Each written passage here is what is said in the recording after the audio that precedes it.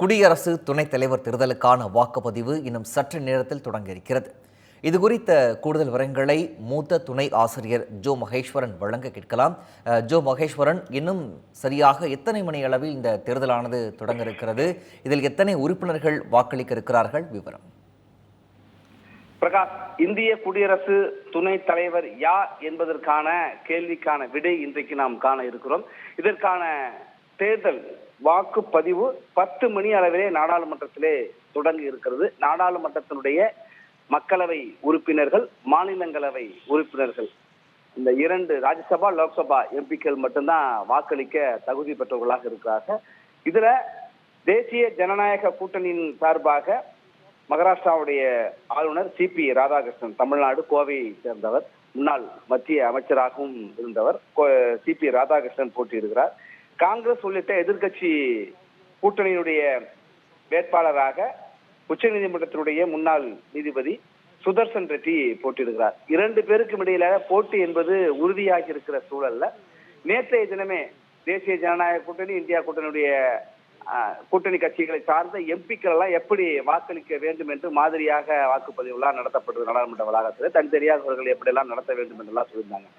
இந்த தேர்தலை பொறுத்த வரைக்கும் ஓட்டு சீட்டு முறையிலே தேர்தல் நடைபெறும். 10 மணிக்கு தொடங்குகிற வாக்குப்பதிவு என்பது மாலை 5 மணி வரை நடைபெறும். அதற்கு பிறகு உடனடியே வாக்கு எண்ணிக்கை பணியானது தொடங்குறது. அப்ப 6லிருந்து 7 மணிக்கு 5 மணிக்கு முடிந்தாலும் அப்புறம் அந்த வாக்கு எண்ணிக்கைக்கான ஏற்பாடுகள்லாம் முடிஞ்சு 6 மணியில வாக்கு எண்ணிக்கை தொடங்கும். 7 மணி அளவில் அதிகாரப்பூர்வமா முடிவு என்பது அறிவிக்கப்படும் தெரிய வந்திருக்கு. ஆனா இதுல இப்போ இருக்கிற கள சூழல் என்று பார்க்கின்ற பொழுது நாடாளுமன்றத்தினுடைய மக்களவை, மாநிலங்களவை உறுப்பினர்கள் தான் இதுல வாக்களிக்க தகுதி பெற்றவர்களாக இருக்கிறாங்க. மாநிலங்களவையை பொறுத்த வரைக்கும் மொத்தம் 245 இடங்கள், அதுல 5 இடங்கள் காலியாக இருக்கிறது. அதாவது 233 பேர் எம்எல்ஏக்கள் மூலமாக ராஜ்யசபாவுக்கு வந்தவங்க, 12 பேர் நியமன உறுப்பினர்கள். குடியரசு துணைத் தலைவர் தேர்தலை பொறுத்த வரைக்கும் நியமன உறுப்பினர்களும் மாநிலங்களவைக்கு நியமனம் பெற்றவர்களும் வாக்களிக்கலாம் என்கிற ஒரு வாய்ப்பு இருக்கு. ஆக 240 பேர் மாநிலங்களவையில வாக்களிக்க இருக்கிறாங்க. அதே போல மக்களவையை பொறுத்த வரைக்கும் 543 பேர்ல ஒரு இடம் காலியாக இருக்கிறது. இப்ப இந்த சூழல்ல மொத்தம் இந்த 2 அவைகளுடைய உறுப்பினர்களையும் சேர்த்து 391 இடங்களுக்கு மேல யாரு வாக்கை பெறுகிறார்களோ அவர்களுக்கு வெற்றி வாய்ப்பு என்பது உறுதி. இப்ப தேசிய ஜனநாயக கூட்டணியை பொறுத்த வரைக்கும் இந்த 391ல அதற்கு மேலே 420 உறுப்பினர்களுக்கு மேல அவர்களுக்கு ஆதரவு என்பது இருக்கிற சூழல்ல தேசிய ஜனநாயக கூட்டணி வேட்பாளராக போட்டியிடுகிற சிபி ராதாகிருஷ்ணன் வெற்றி வாய்ப்பு என்பது உறுதி. முடிவுதான் அதிகாரப்பூர்வமாக அறிவிக்கப்பட வேண்டும் என்ற சூழல்ல இது ரகசிய வாக்கெடுப்பா நடக்கிறதுனால உறுப்பினர்கள் சுதந்திரமாக வாக்களிக்கலாம். அவர்கள் முன்னுரிமை, விருப்புரிமை அடிப்படையில் அவர்களுடைய விருப்ப தேர்வு 1, 2 என்கிற தேர்வையும் அவர்கள் குறிப்பிடலாம். அப்படிங்கிறதுனால இந்த வாக்கு சீட்டு முறையில தேர்தல் நடைபெறுவதனால ஒரு வாக்குச்சீட்டையும் எடுத்து அது ஏற்கனவே எப்படியெல்லாம் வாக்களிக்க வேண்டும், அவர்கள் யார் எண் 1, எண் 2 என்று பதிவிட வேண்டும்.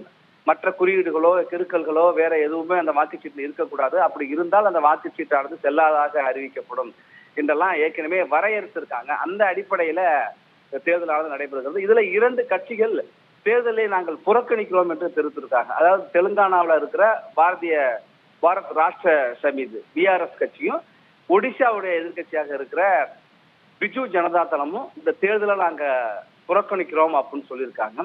இந்த தேர்தலில் போட்டியிடுகிற 2 பேருமே தென் மாநிலங்களை சேர்ந்தவர். ஒருவர் தமிழ்நாட்டை சேர்ந்தவர், கோவையை சேர்ந்தவர் சிபி ராதாகிருஷ்ணன். மற்றொருவர் ஒருங்கிணைந்த ஆந்திரா, தற்போதைய தெலுங்கானா மாநிலத்தை சேர்ந்தவர் சுதர்சன் ரெட்டி. இப்ப 2 பேருமே போட்டி கடுமையாக எல்லாம் இல்ல.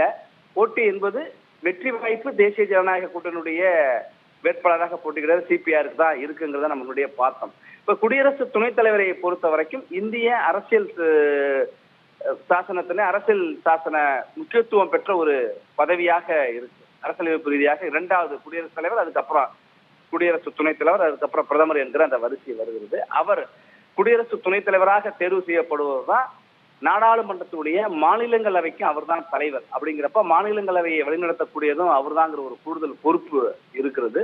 இந்த சூழல்ல 10 மணிக்கு வாக்குப்பதிவு தொடங்கி 5 மணி வரை நடைபெறுகிறது. 6 மணிக்கு பிறகு வாக்கு எண்ணிக்கை தொடங்க இருக்கிறது.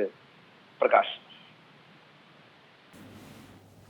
விவரங்களுக்கு நன்றி ஜோ மகேஸ்வரன்.